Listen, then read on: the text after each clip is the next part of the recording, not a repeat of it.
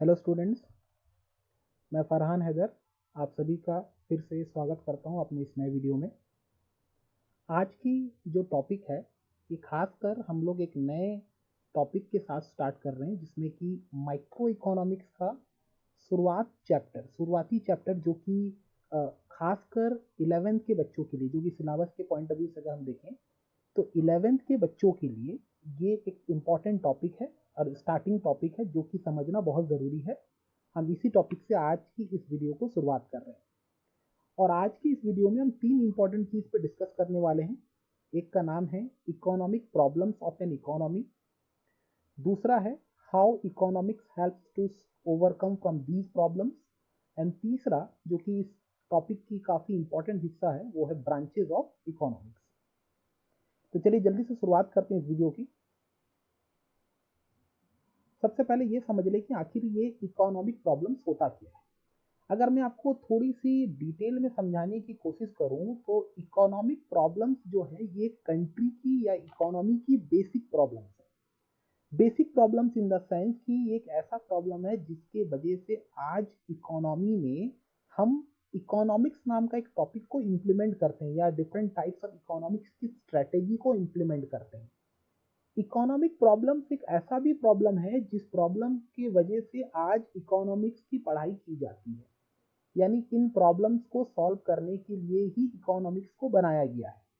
तो पहले ये समझ लें कि आखिर ये इकोनॉमिक प्रॉब्लम्स क्या क्या होता है। सबसे पहला जो पॉइंट है इकोनॉमिक प्रॉब्लम्स का वो है आपका, जो सबसे पहला पॉइंट हम लोग आएगा वो है आपका unlimited human wants.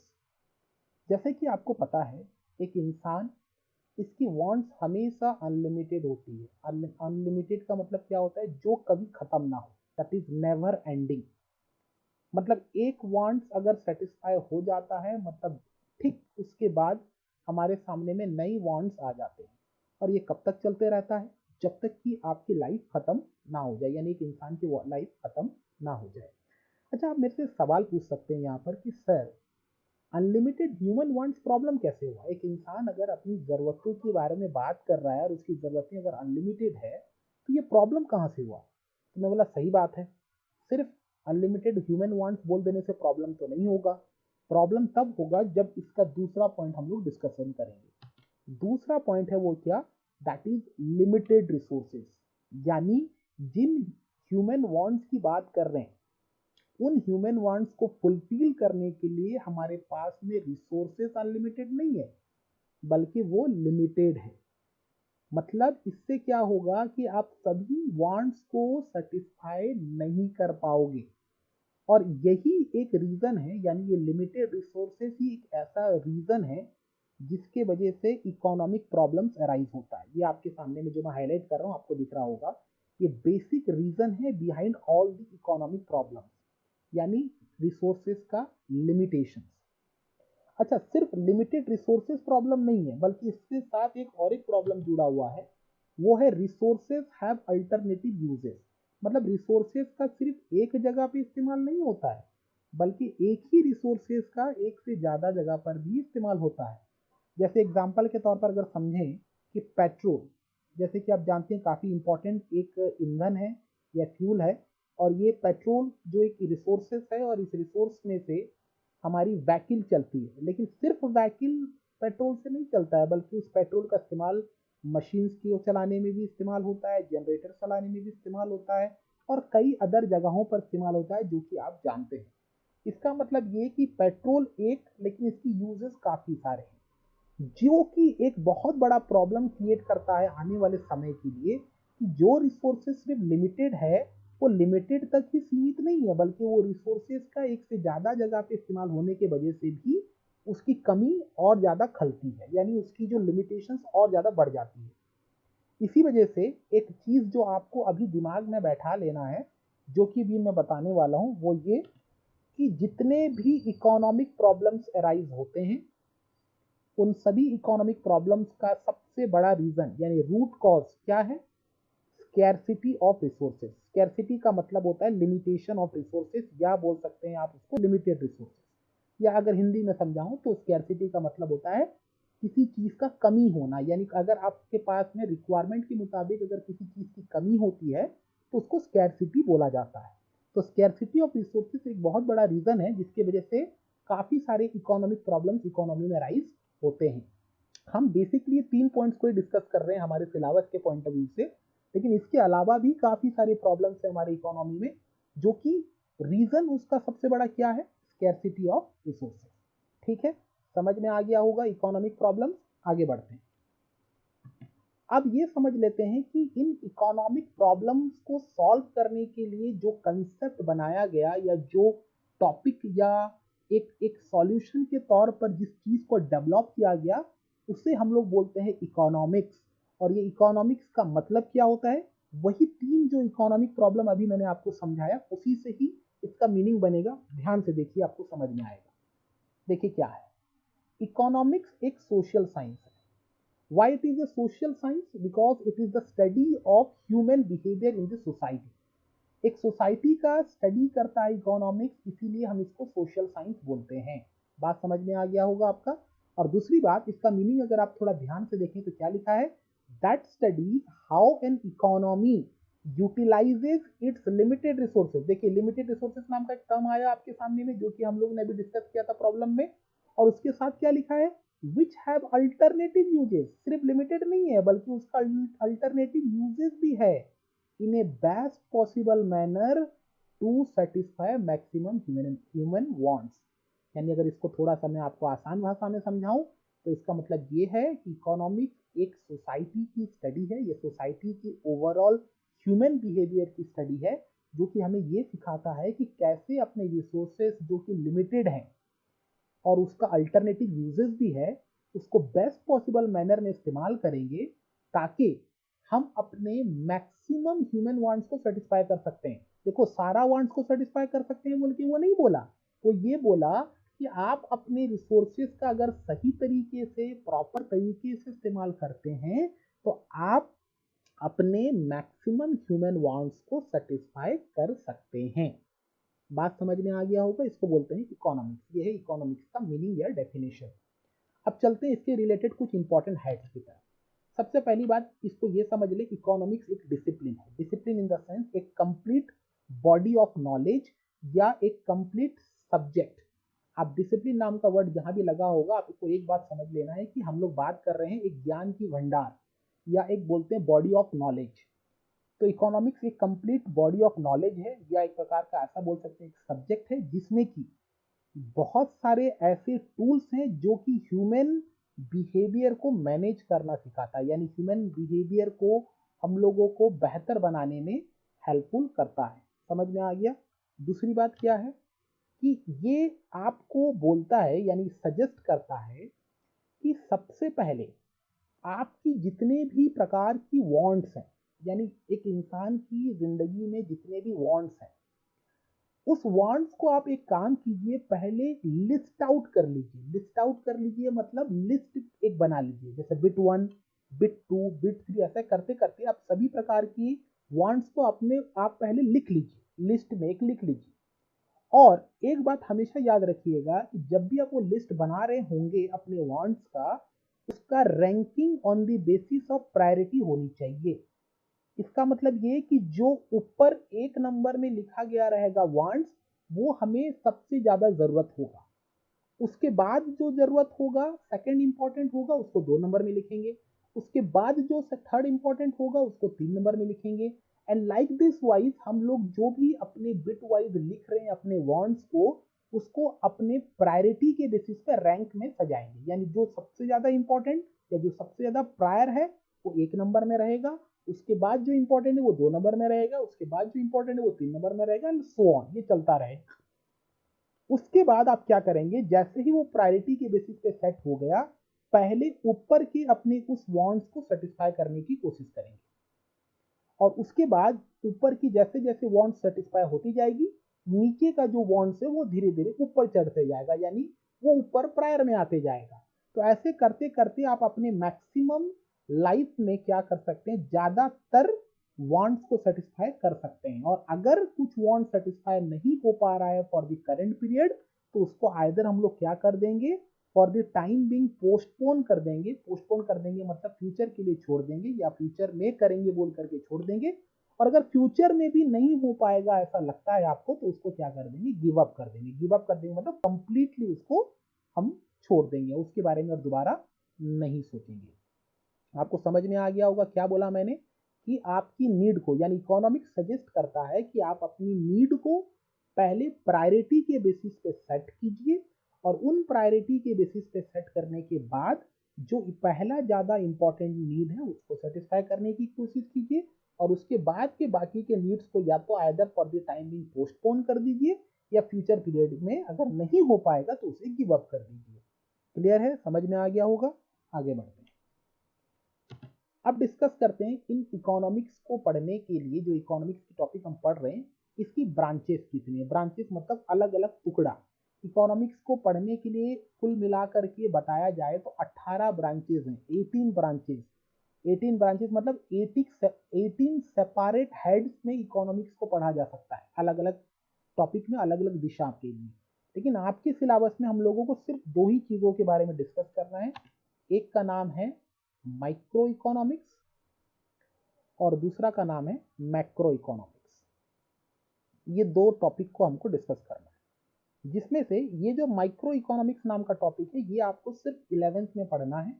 Macro economics का जो बुक है या टॉपिक है ये आपको 12th में मिलेगा। तो अभी फिलहाल के लिए हम लोगों को सिर्फ माइक्रो इकोनॉमिक्स ही पढ़ना है, लेकिन क्योंकि ये ब्रांचेस की बात हो रही है इसलिए मैं आपको बता दिया कि दो ब्रांचेस के बारे में हमको स्टडी करना है। क्लियर है। चलिए अब इसके साथ कुछ इंपॉर्टेंट हेड्स भी समझ लेते हैं। जैसे कि आप जानते हैं economics is a study of economic activity in an economy. आपने क्लास 10th में पढ़ाई की है इकोनॉमिक्स, और आपको पता होना चाहिए कि इकोनॉमिक्स में सिर्फ और सिर्फ इकोनॉमिक एक्टिविटी का ही स्टडी किया जाता है। अच्छा, इकोनॉमिक एक्टिविटी का मतलब क्या होता है, हर वो एक्टिविटी जो मॉनेटरी टर्म्स में एक्सप्रेस किया जा सकता है। यानी जो एक्टिविटी को हम मॉनेटरी टर्म्स में एक्सप्रेस नहीं कर सकते हैं उसे हम लोग कभी भी इकोनॉमिक्स में इंक्लूड नहीं करते हैं। ये बात आपको तो पता होनी चाहिए, एज ए क्लास 10 स्टूडेंट्स आपको ये पता होनी चाहिए। जैसे कि यहाँ पर मैं आपको एक और एक टर्म भी समझा देने की कोशिश करता हूँ कि इकोनॉमी किसे कहते हैं, जो कि काफी बार इस जगह पर इस्तेमाल हो रहा है। इकोनॉमी का मतलब क्या है, the sum total of all economic activities performed in a particular area. किसी भी पर्टिकुलर एरिया में जितने भी इकोनॉमिक एक्टिविटी, यानी मॉनेटरी टर्म्स में एक्सप्रेस होने वाले इकोनॉमिक एक्टिविटी जिसको बोला जाता है, जितने भी एक्टिविटीज हैं जो मॉनेटरी टर्म्स में एक्सप्रेस हो सकते हैं, उन सभी के टोटल को, यानी सम टोटल की बात कर रहे हैं, सभी के टोटल को हम लोग क्या बोलते हैं, इकोनॉमी बोलते हैं। और आपको पता है कि इकोनॉमी नाम का वर्ड हमेशा एक एरिया के साथ जुड़ा हुआ होता है। जैसे मैं बात कर रहा हूँ इंडियन इकोनॉमी, मतलब इंडिया के अंदर में जितने भी इकोनॉमिक एक्टिविटी परफॉर्म हो रहे हैं उन सबका टोटल। उसी प्रकार से ओडिशा इकोनॉमी, मतलब ओडिशा के अंदर में जितने भी इकोनॉमिक एक्टिविटी परफॉर्म हो रहे हैं उन सबका टोटल। उसी प्रकार से संबलपुर इकोनॉमी अगर बोला जाता है तो संबलपुर के अंदर में जितने भी इकोनॉमिक एक्टिविटी परफॉर्म हो रहे हैं उन सबका टोटल। बात समझ में आ गया होगा। इकोनॉमी का मतलब क्या है, sum total of all economic activity performed in a particular area. Similarly अभी इकोनॉमिक एक्टिविटी के बारे में ऑलरेडी बता चुका हूं, any activity that can be express in terms of money, जिसको हम लोग इकोनॉमिक एक्टिविटी बोलते हैं। ये आप लोगों के लिए एक प्रकार का मेमोरी रिफ्रेशर है, जो कि क्लास 10th में हालांकि आपने पढ़ा है, तो अभी आप लोगों के लिए एक प्रकार का रिफ्रेशर है, जिससे कि आपको याद आ जाएगा ये टर्म्स का मतलब क्या होता है। चलिए आगे बढ़ते हैं। अब हम लोग डिस्कस करते हैं ये माइक्रो और मैक्रो के बीच में क्या डिफरेंस है, यानी माइक्रो इकोनॉमिक्स और मैक्रो इकोनॉमिक्स के बीच में क्या डिफरेंस है। एक बेसिक तरीके से अगर मैं समझाऊं ना, इन दोनों के बीच में डिफरेंस है। सबसे पहला ये देखिए आई, और ये है ए। अगर इसको नॉर्मल तरीके से समझे, ऑड मैन आउट की तरह अगर समझे ना, तो माइक्रो और मैक्रो में अगर आपको डिफरेंस नजर आएगा, एक आई का और एक ए का। अब इसको कैसे समझेंगे, आई और ए के हिसाब से अगर हम लोग समझेंगे तो कैसे समझेंगे, ध्यान से देखिए, ध्यान से देखिए। अब ये माइक्रो इकोनॉमिक्स और मैक्रो इकोनॉमिक्स को कैसे समझेंगे, आई स्टैंड फॉर इंडिविजुअल और ए स्टैंड फॉर एग्रीगेट। मैं आपको इसलिए बता रहा हूं ताकि आप लोगों को याद रखने में आसानी हो। तो सबसे पहले मैं डिस्कस करता हूं कि माइक्रो इकोनॉमिक्स क्या है।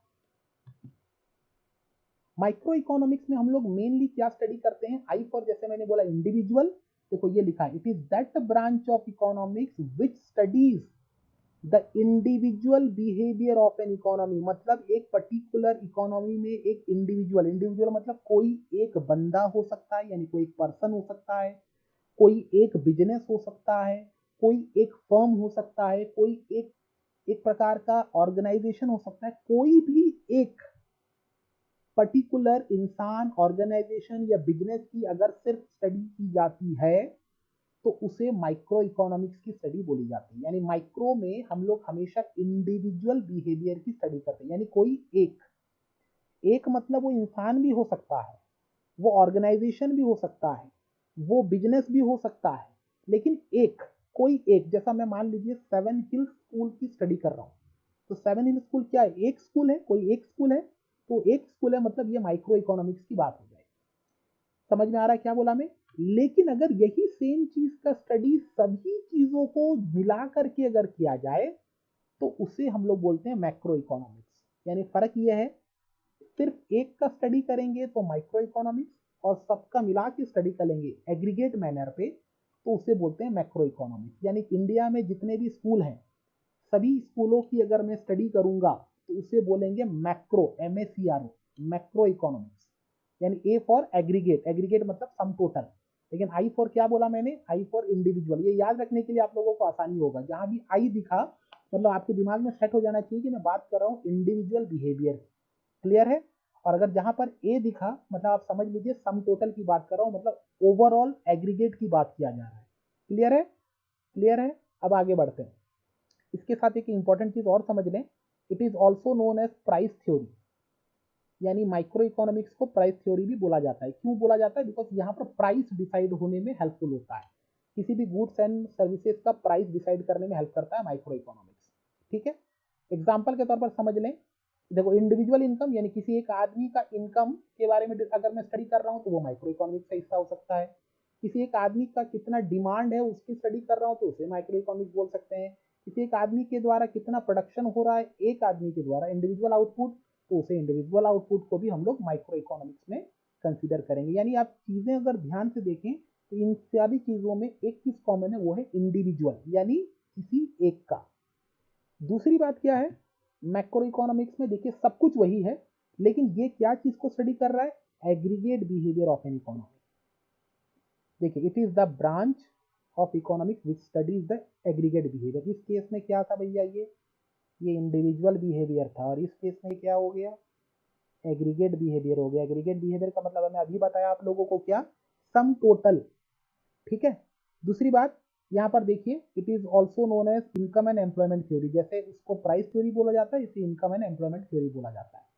इस प्रकार से एग्जाम्पल देखिए, एग्जाम्पल में बोला नेशनल इनकम। ध्यान से देखिए, माइक्रो इकोनॉमिक्स के केस में एग्जाम्पल क्या था? इंडिविजुअल इनकम, यानी किसी एक का इनकम।